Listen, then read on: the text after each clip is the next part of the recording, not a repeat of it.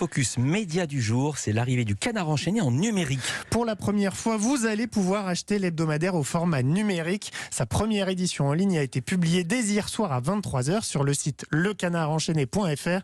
Une petite révolution pour le journal satirique qui était jusqu'à hier soir donc le dernier titre de presse français majeur à n'avoir qu'une version 100% papier. La réflexion de l'hebdomadaire ne date pas d'hier, mais la transition vers le numérique s'est accélérée à cause de plusieurs facteurs. La faillite du distributeur Prestalis évidemment, mais aussi la disparition progressive des points de vente et les conséquences des confinements. C'est ce qu'a expliqué le directeur de la rédaction du Canard enchaîné, Nicolas Brimaud, à Louise Bernard. En France, il y a 10 ans 32 000 points de vente. Il en reste aujourd'hui entre 20 et 22 000. Dans beaucoup de villes ou villages comptant moins de 2500 habitants, les points de vente ont disparu. Donc les gens, ils n'ont qu'une possibilité, c'est d'aller chercher à grande surface la plus proche de chez eux. Mais d'abord, il faut faire des kilomètres de voiture pour y aller.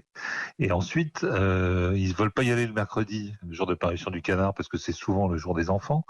Le samedi, parce que c'est souvent le jour des familles. Donc ils y vont le vendredi. Et après, ils nous écrivent en râlant, en disant mais non, mais moi le Canard, je veux le lire le mercredi. Et puis il y a les relayages qui servent les aéroports et les gares, qui fonctionnent peu pour les gares et absolument pas pour les aéroports. Et donc voilà, le passage au numérique, qui devient à ce moment-là une obligation pour nos lecteurs et pour nous-mêmes.